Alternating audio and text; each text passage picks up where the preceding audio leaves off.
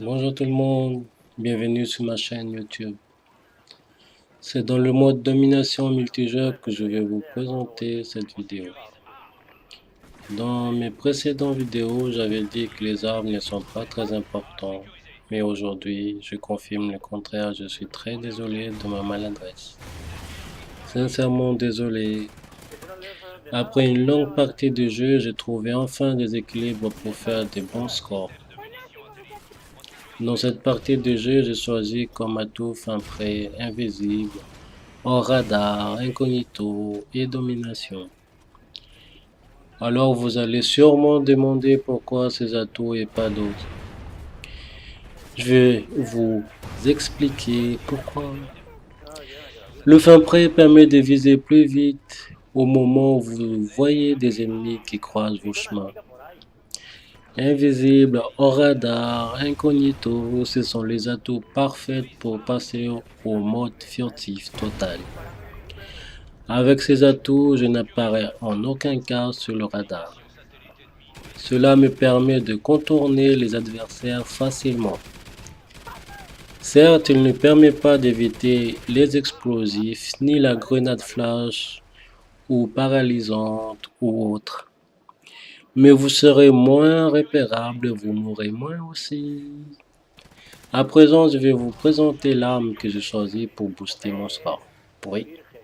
Donc évidemment, j'ai choisi FAD comme arme. Cette arme automatique aux cadences plus élevées et moins de recul. Ce qui veut dire plus de précision et avec beaucoup de dégâts. C'est parfait pour le corps à corps et tir à longue distance. Avec cette arme, j'ai pas besoin d'ajouter le pillard comme atout parce qu'elle possède déjà assez de munitions pour rocher un maximum d'ennemis. À présent, je vais essayer de vous expliquer comment contourner les spawns.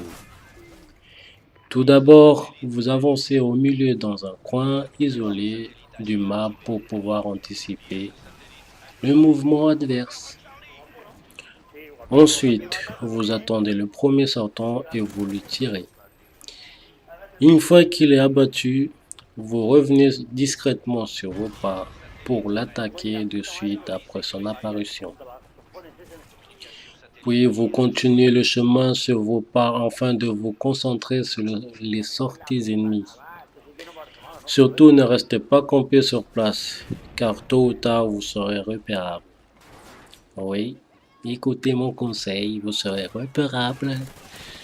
Maintenant, je vais revenir sur le chose qui me fait toujours rager, mais vraiment, vraiment, vraiment, vraiment, vraiment, vraiment rager. Jusqu'à l'infini. Je ne sais pas si vous avez remarqué comme moi, oui, comme moi, mais j'en ai marre de me faire cuter dans tous les sens et dans n'importe quelle position.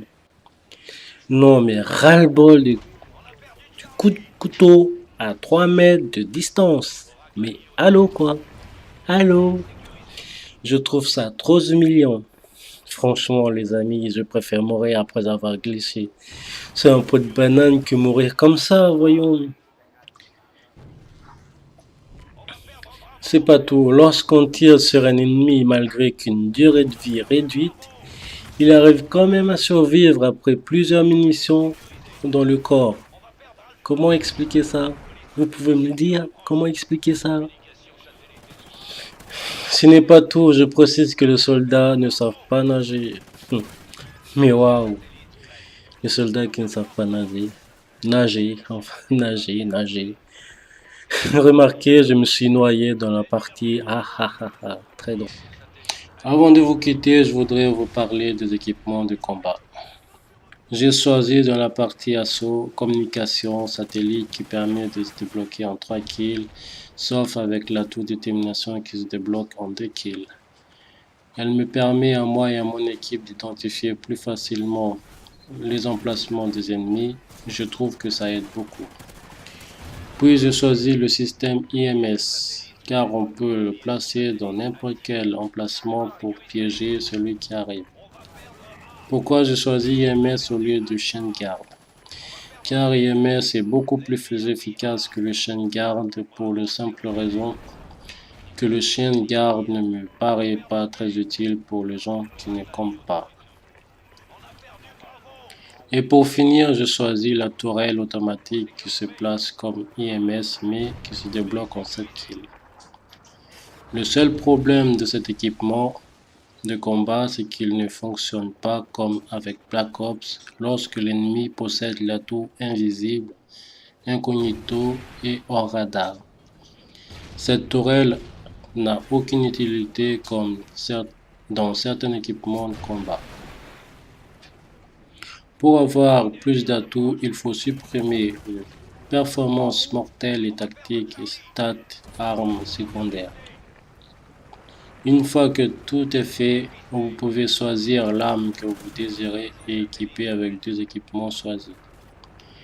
Si vous n'arrivez pas à débloquer les équipements de combat, vous pouvez choisir des équipements de soutien car même si vous mourrez, le prochain kill continue toujours pour compléter les précédents kills comme dans MW3, c'est-à-dire Modern Warfare 3. C'est tout pour aujourd'hui, j'espère que vous avez appris des choses. Si vous voulez plus d'informations, n'hésitez pas à laisser des commentaires. Et suivez ma chaîne et vous abonnez et cliquez sur j'aime. Et pour une prochaine vidéo, je vous montrerai une partie d'élimination confirmée. Je vous dirai pourquoi. C'est tout pour le moment, à la prochaine. On a perdu Charlie. L'ennemi a pris Charlie. Le pauvre, comme il a dit, mais c'est du pardon dans son casque. Mais j'aurais pu faire du 15 là. Moi aussi. Et moi aussi. Ça fait bien encore que moi, toi. La moitié de ta vie.